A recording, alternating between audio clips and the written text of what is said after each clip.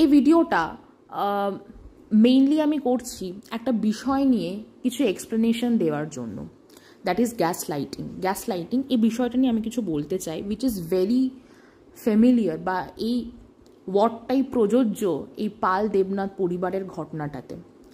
আমাকে আমার একজন ভালোবাসার ভিউয়ার, তো উনি আমাকে মনে করিয়ে দিলেন বিষয়টা নিয়ে। তো আমারও মনে হলো যে this is the high time বিষয়টা নিয়ে আমার ভিডিও করা উচিত। যারা জানেন না তাদের সচেতন হওয়া উচিত, স্পেশালি রিমি, কারণ ও না নিজের প্রবলেমগুলো ঠিকঠাক বোঝাতে পারছে না। আমি যেটা বুঝলাম, she doesn't have the right words to explain. ও যখনই ও প্রবলেমগুলো বোঝাতে যাচ্ছে মানুষ ওকে পাগল বলছে। ওর আশেপাশের মানুষ যারা ওর সামনে আছে, ওর কাছে আছে, তারা ওকে পাগল বলছে। তারা ভাবছে আরে এরকম হয় নাকি, ও তো একটা পাগল মেয়ে। তাই আমার মনে হয় এই বিষয়টা নিয়ে আলোচনা হওয়াটা খুব প্রয়োজন, মানুষের জানাটা ভীষণ প্রয়োজন। যারা জানেন তারা তো জানেন, যারা জানেন না তাদের জন্য মেনলি এই ভিডিওটা। স্পেশালি এই ভিডিওটা আমি রিকোয়েস্ট করবো যেন রিমির মা দেখে, কারণ আজকে এই সব কিছুর মূলে কোথাও না কোথাও উনি দায়ী। কারণ উনি যদি আজকে ওনার হাজব্যান্ডের মতামতে সাথে উনি সায় দিতেন, ওনার হাজব্যান্ড যেটা চেয়েছিলেন যেন বিয়েটা না হয়, সেটা যদি উনি চাইতেন, তাহলে হয়তো এত কিছু আজকে ঘটতো না, মেয়েটাকে এভাবে পস্তাতে হতো না। যাই হোক, যেটা হওয়ার হয়ে গেছে সেটা তো আর আনডান করা যাবে না, ইরেজ করা যাবে না। তাই যাই হোক, তো আমরা 2-3 বছর ধরে যে নাটকটা দেখছি সেই বিষয়টা নিয়ে একটু কথা বলা যাক, আলোচনা করা যাক। তো গ্যাস লাইটিং ওয়ার্ডটা হচ্ছে একটা কোলোকিয়াল ওয়ার্ড, মানে চলতি ভাষায় ইউজ করা হয়। তো মেইনলি গ্যাস লাইটিং হচ্ছে অ্যাকচুয়ালি কাউকে ম্যানিপুলেট করা, ঠিক আছে? মানে ম্যানিপুলেটিং সামওয়ান। কিভাবে? একটা মানুষকে এমনভাবে ম্যানিপুলেট করা যাতে সে তার নিজের যে চিন্তা ভাবনা, বাস্তব সম্বন্ধে সেই মানুষটার যে চিন্তা ভাবনা, সে তার সেই চিন্তা ভাবনা বা মানসিকতাকেই প্রশ্ন করা আরম্ভ করে দেয়। মানে নিজের মধ্যে একটা সেলফ ডাউট তৈরি হয়। তো আমি আপনাদেরকে রিকোয়েস্ট করব, যারা ইংলিশ মুভিজ দেখাতে মানে ইংলিশ মুভিজ দেখতে ভালোবাসেন বা ইংলিশ মুভিজের সাথে অ্যাকাস্টমড, তারা অবশ্যই গ্যাসলাইট মুভিটা দেখবেন, ঠিক আছে? এই ফিল্মটা দেখলে আপনাদের কাছে এই পুরো বিষয়টা আরও বেশি ক্লিয়ার হয়ে যাবে।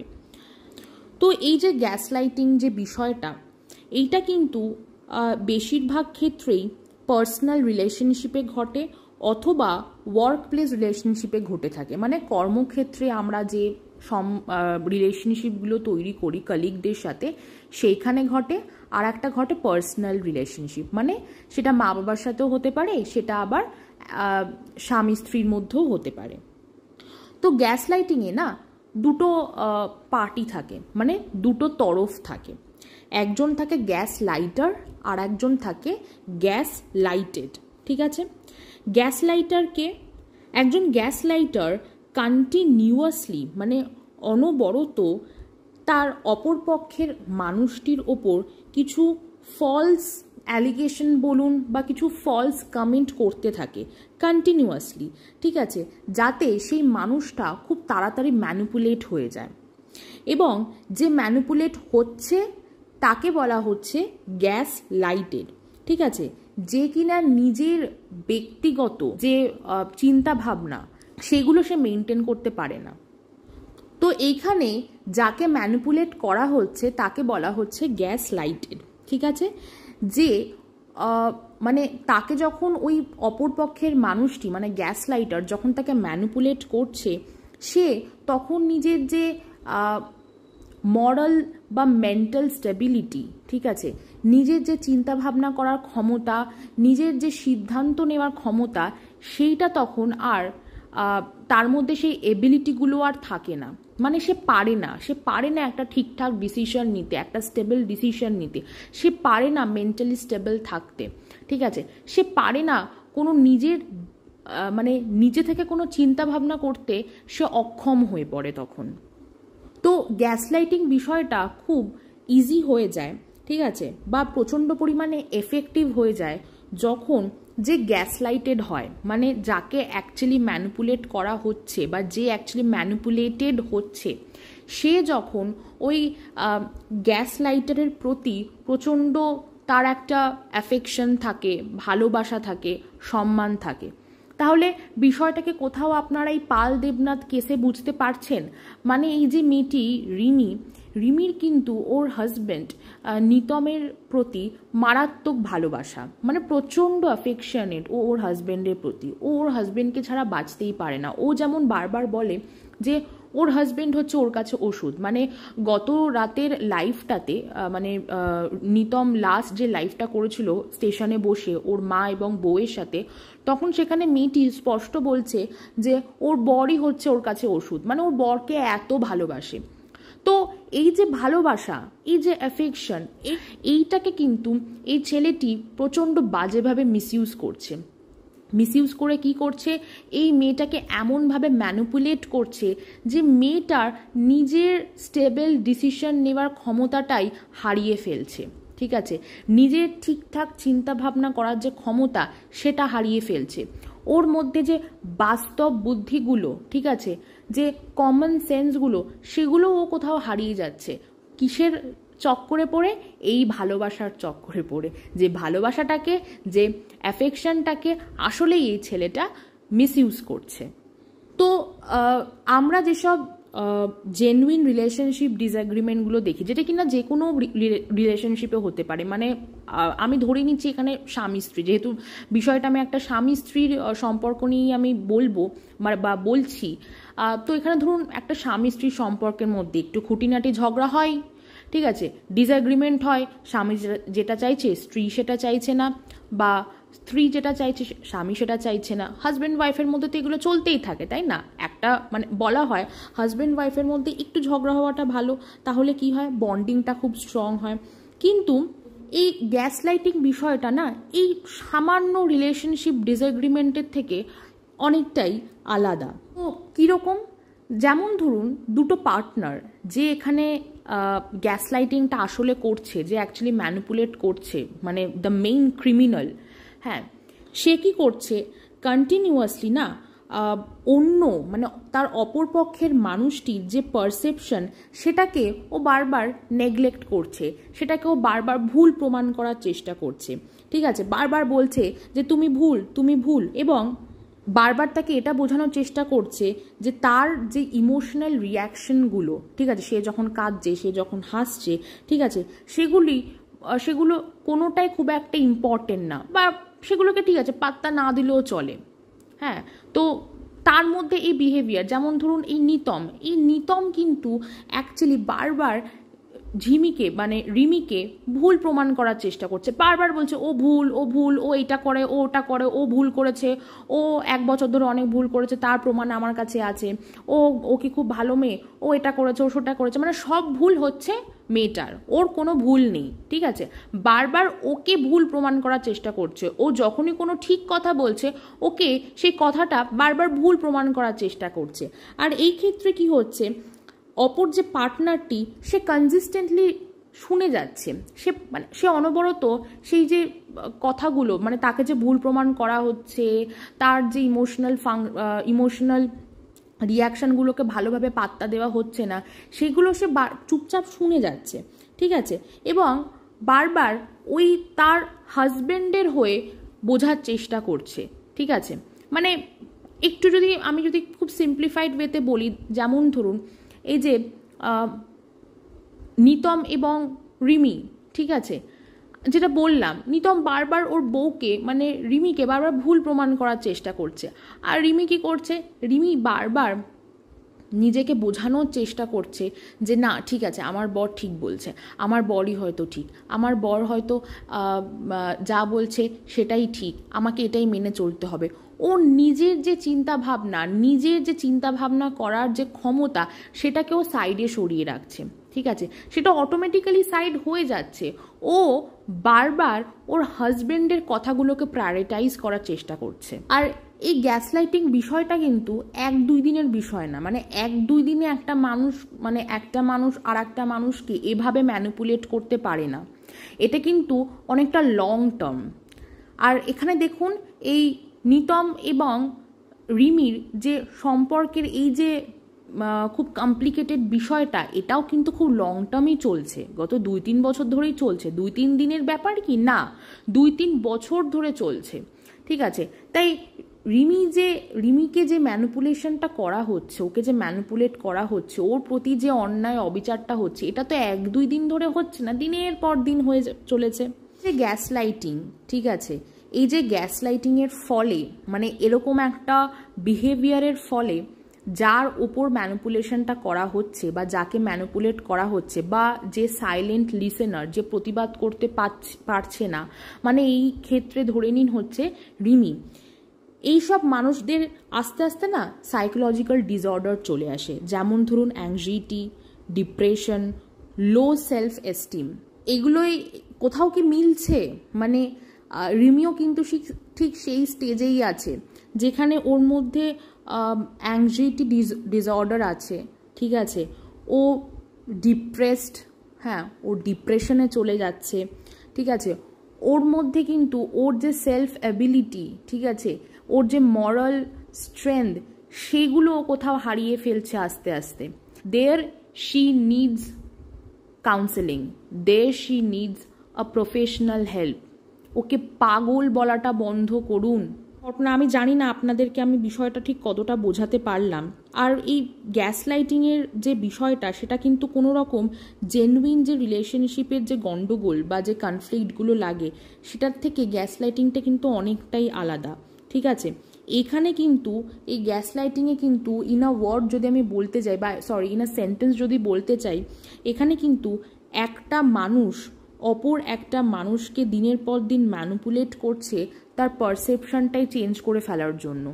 এর ফলে কি হচ্ছে বলুন তো, এখানে মেইনলি ক্রিমিনালটা হচ্ছে নিতম, কিন্তু ও দিনের পর দিন এমন একটা বিহেভিয়ার করছে, কিছু কিছু মানুষ ভাবছে the main criminal is Rimi, কিন্তু এটা আর হবে না, এটা আর কোনোভাবে পসিবল না। মানুষ বুঝে গেছে, বেশিরভাগ মানুষই বুঝে গেছে যে গন্ডগোলটা অ্যাকচুয়ালি কোথায়।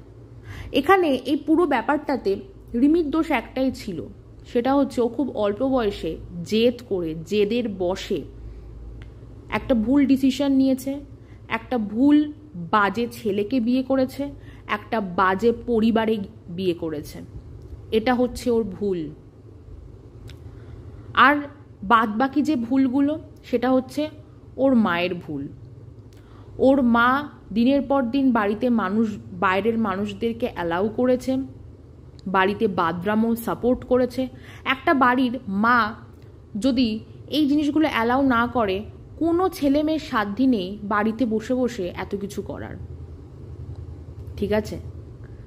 তাই মেয়েটার যেখানে যেখানে ভুল, সেগুলো আমি কোনোটাই অস্বীকার করছি না, কিন্তু এই যে সম্পর্ক দুজনের মধ্যে, নিতম এবং রিমির মধ্যে যে সম্পর্ক, এই সম্পর্কে কিন্তু রিমি প্রচণ্ডভাবে জেনুইন, প্রচণ্ডভাবে একটা জেনুইন মেয়ে। ও কিন্তু সবসময় ভালোবেসে এসেছে ওর হাজব্যান্ডকে, কিন্তু ওর হাজব্যান্ড দিনের পর দিন একটা ক্রিমিনাল মাইন্ডেড ছেলে, দিনের পর দিন এমনভাবে মেয়েটাকে ম্যানিপুলেট করেছে, মেয়েটার মাথাটা এমনভাবে খেয়েছে, মেয়েটা নিজের চিন্তাভাবনা করার যে ক্ষমতা, সেটাই হারিয়ে ফেলেছে।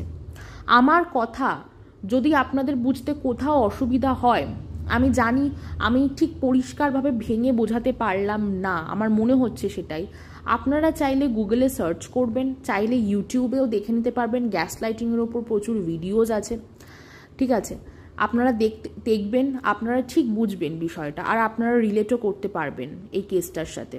এই ছেলেটার মা যে কি পরিমাণ ক্রিমিনাল মাইন্ডেড, ছেলেটার মা দিনের পর দিন ভগবানের নাম নিয়ে এমনভাবে ব্যবহার করে, মানুষ ভাবে না এই মহিলা তো কোনো ভুল করতেই পারে না, এই মহিলা তো একটা মেয়ের ওপর অত্যাচার করতেই পারে না।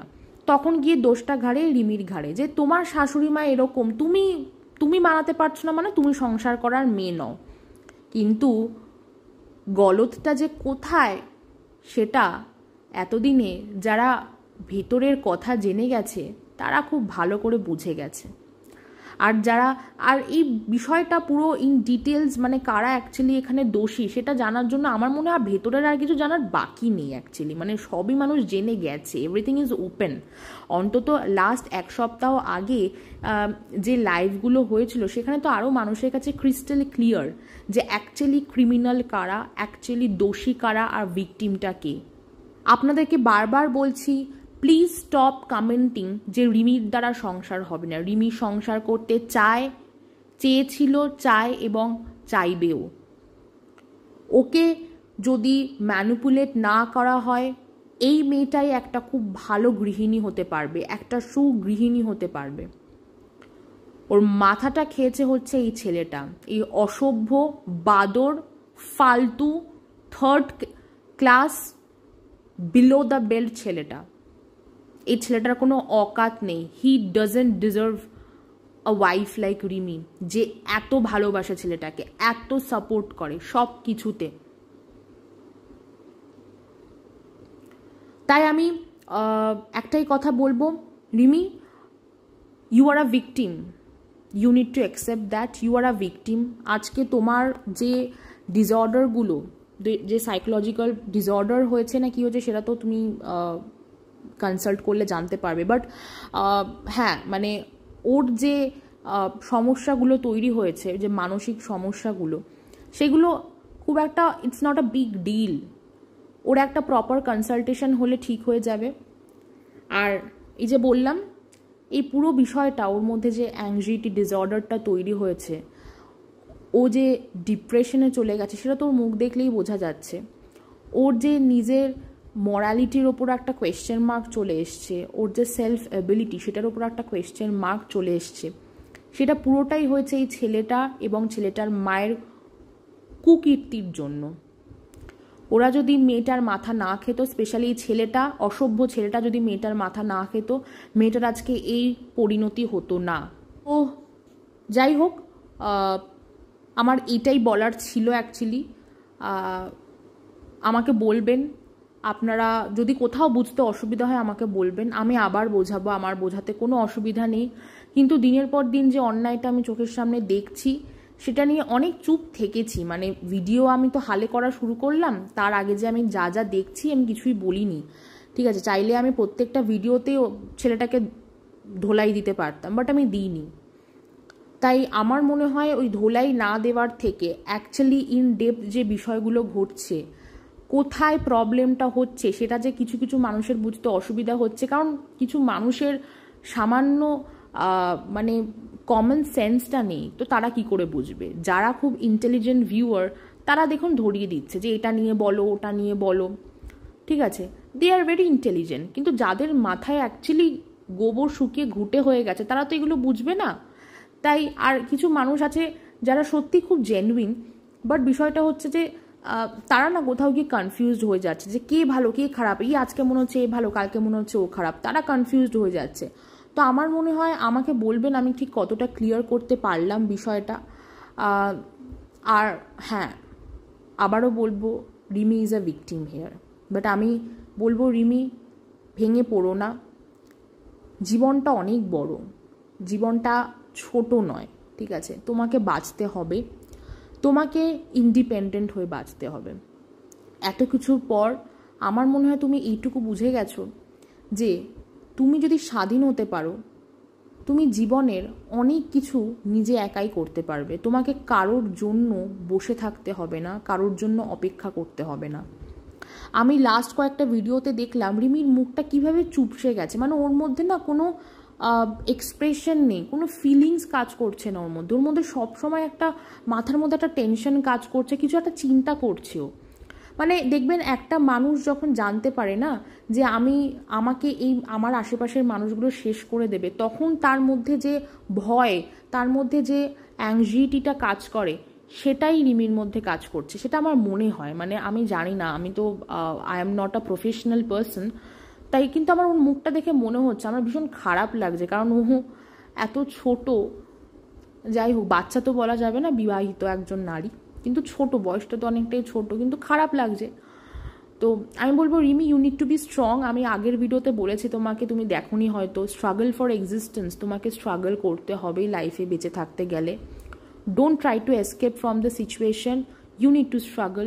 নিজেকে প্রতিষ্ঠিত করো, নিজের একটা পরিচয় গড়ে তোলো। তোমার অলরেডি একটা পরিচয় আছে as an YouTuber, but YouTuber হিসাবে পরিচয় হলেই হবে না। তুমি ভালো নাচ করতে পারো, চেষ্টা করো যে করে হোক তোমার বাবার থেকে হেল্প নিয়ে হলো। তুমি যদি সংসারেই থাকো, তুমি আই হোপ তুমি সংসারটা অবশ্যই মন দিয়ে করবে, যাই হয়ে যাক না কেন। তুমি নাচটা পারজিউ করো please, I am requesting you. তোমার বয়সটা খুব অল্প, এভাবে বাড়িতে বসে থেকে নিজের ট্যালেন্টটা নিজের হাতে নষ্ট করো না। তোমার সেলফ এবিলিটিতে তুমি প্রশ্ন করছো, আমি বুঝতে পারছি, you are questioning yourself, but I will tell you, you are a talented person. তোমাকে কেউ গাইড করেনি, আমি বলছি তুমি নাচটা শেখো, তুমি নাচটা নিয়ে এগো, ঠিক আছে? নিজের জায়গাটা তৈরি করো, ঠিক আছে? তুমি যখনই নিজের জায়গাটা ভালোভাবে তৈরি করবে, তুমি যখন সুপ্রতিষ্ঠিত হবে আজ থেকে 10 বছর পর, তখন দেখবে তোমাকে আর কেউ ইজিলি ম্যানিপুলেট করতে পারছে না। এই যে তোমার বরটা যে তোমার মাথা খায়, সেও তোমার অত সহজে মাথা খেতে পারছে না। তার কারণ তুমি পৃথিবীটাকে আরও ভালো করে বুঝে যাবে, তুমি বুঝতে পারবে কি করে চলতে হবে এই ধরনের মানুষদের সাথে। তাই আমি বলবো বি স্ট্রং, তোমাকে স্ট্রং থাকতে হবে, ইউ নিড টু ফাইট। যাই হোক, ভিডিওটা এত অবধি রাখলাম। আমি আমার কথাগুলো কেমন লাগলো, বুঝতে পারলেন কি পারলেন না, অবশ্যই কমেন্ট করে জানাবেন। ভুল বললাম না ঠিক বললাম সেটাও আমাকে কমেন্ট করে জানাবেন। তাহলে বাই, থ্যাংক ইউ।